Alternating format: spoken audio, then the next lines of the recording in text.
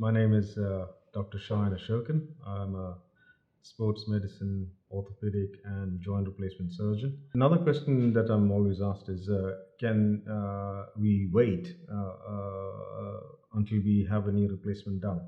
Now, I think, in my opinion, if the surgeon has determined clinically and radiologically that a knee replacement is the definitive management of choice, then it's best not to delay the surgery. For various reasons, it's best not to delay the surgery.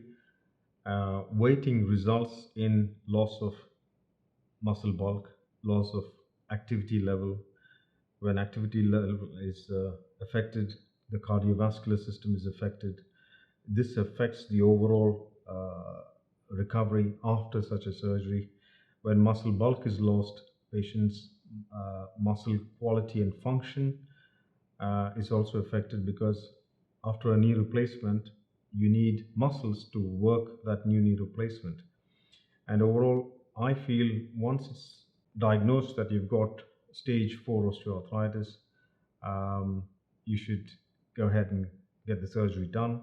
Another reason, most common I find, is that there is always that fear and anxiety of having a knee replacement surgery done. Patients are always anxious about having such a major surgery done. They're anxious whether they will lose their existing mobility, whether there'll be a lot of significant pain. And what I tell patients is that the surgery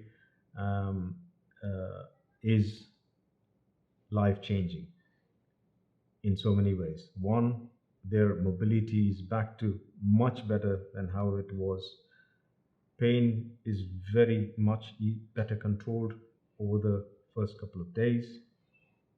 We get patients walking within a couple of hours after the surgery, so they become more and more confident.